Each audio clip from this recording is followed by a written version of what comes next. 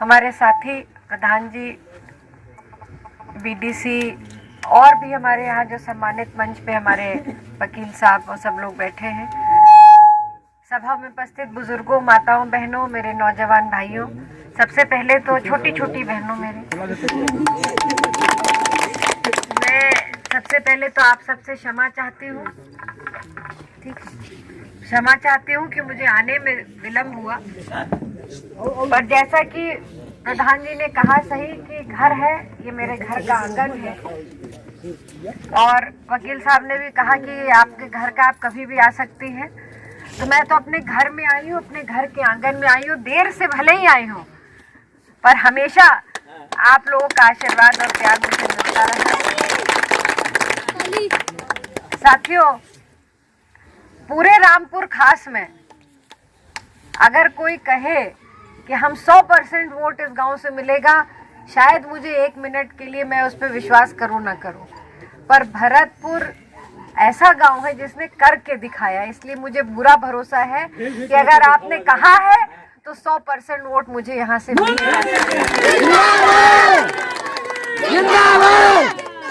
ये अंतिम गांव है रामपुर खास का, और हमेशा मुझे याद है कि जब भैया भी चुनाव लड़ते थे सन 80 से लेके अभी तक बड़ी चुनौतियां रहती थी, बड़ा दबाव रहता था आप लोगों के पास बॉर्डर का गांव होने पर आप लोगों ने कभी उस दबाव को अपने ऊपर हावी नहीं होने दिया, और हमेशा 100% वोट इस गांव से, कभी 1, 2 या 4 वोट से ज्यादा विपक्षी को इस गांव के पोलिंग में कभी नहीं मिला।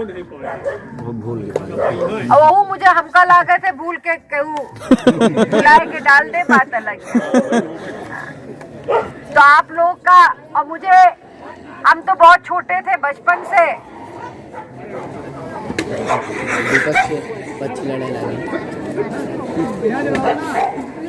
हम तो याद है हमका कि बचपन में भी जब यहाँ गांव में प्रचार करने आते थे तो मुझे तो वो भी समय याद है, आप सबका याद हुई, जब कच्ची सड़क रही, लीग रही, संग्रामगढ़ से यहाँ तक पहुँचने के लिए गाड़ी 2-2, 3-3, 4-4 बार रोकनी पड़ती थी, तब आपके गांव तक पहुँच पाते थे।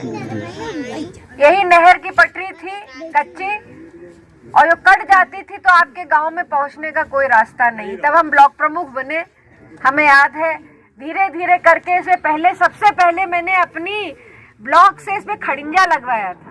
जी जी बिल्कुल। उसके बाद इसको ये सड़क बनी। आज आपके गांव को भैया ने पक्की सड़क से जोड़ा। बिजली तो यहाँ पहले आ चुकी थी मेरे ख्याल से, पर नहीं भैया के जमाने में। हाँ भाई, भैया के जमाने में, पर उसके बाद केबल वाला ये जो काम बिजली वाला और पूर्वों में लगा, ये भैया की इच्छा थी कि इस गांव के हर गरीब किसान मजदूर की मड़ही में बिजली पहुंचे। इसलिए आज मुझे खुशी है कि भरतपुर का कोई ऐसा पूर्वा नहीं है जहां पे बिजली हमने ना पहुंचाई।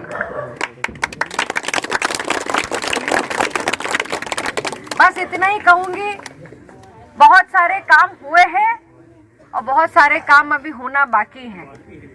हम सब लोग मिल के, प्रधान जी हैं, वकील साहब हैं, हम सब लोग मिल करके आपके गांव का, मैं तो ये कह सकती हूँ कि ऋण तो मैं कभी नहीं चुका सकती, पर जब तक मेरी सांसें चलेंगी मैं आप सबकी सेवा करती रहूंगी, यही मेरी।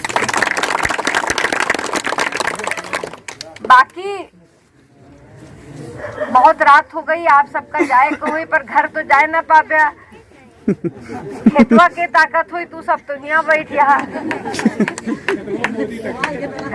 मोदी और योगी जौन चरता है खेते में हुए। तो आपकी 10 तारीख का जब विदाई तय हो जाए भाजपा के 10 मार्च का, तो इनहू का उनके गले में बांध करके इनहू विदा कर दिया, दोबारा यहाँ दिखाई की जरूरत। किसान के साथ सबसे बड़ा धोखा इस सरकार ने किया, चाहे आवारा पशु हो, चाहे खेत की, चाहे खाद, बोरी 45 रुपए कर दिया और दाम बढ़ा दिया, डीजल का दाम बढ़ा दिया, लागत का असर किस पे पड़ा? किसान पे।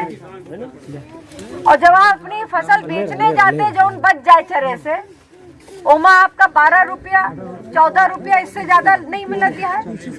और थोड़े सबके सिलेंडर भरावे की दाई आई आपकी बात तो का करबे, कितने में भरावत यहाँ 1000। आपकी दाई 1100 लेके जाया, 95 रुपए फिर बढ़ गए 2 दिन पहले।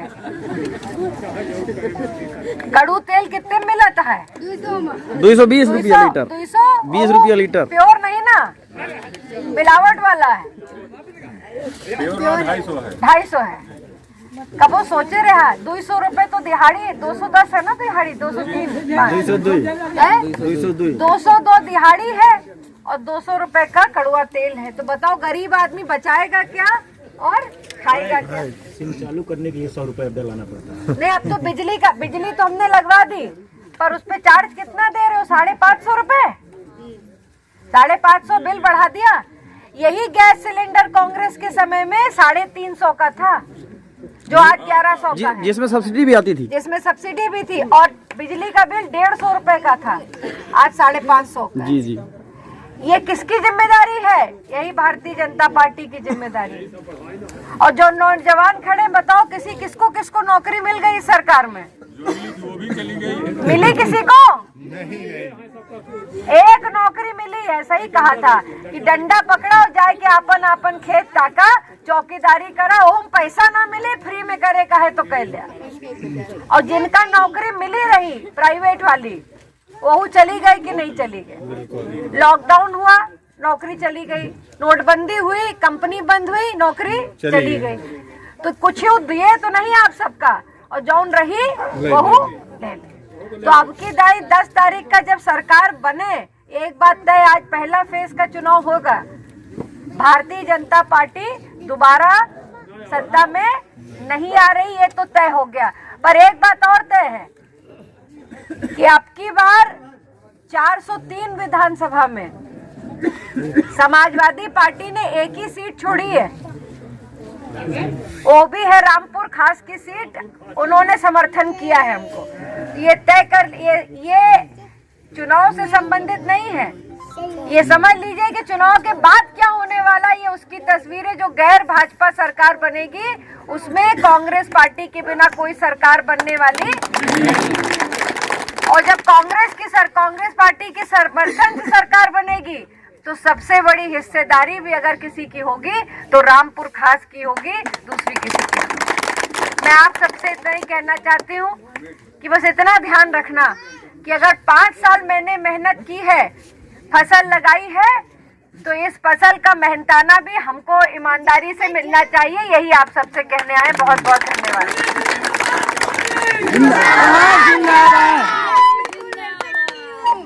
लड़की वो लड़ सकती हो।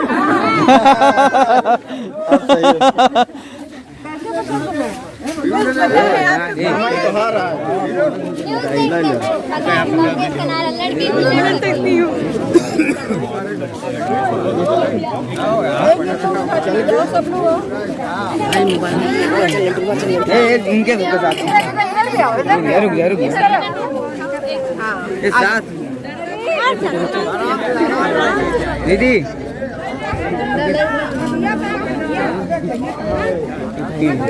आई हाँ ना दीदी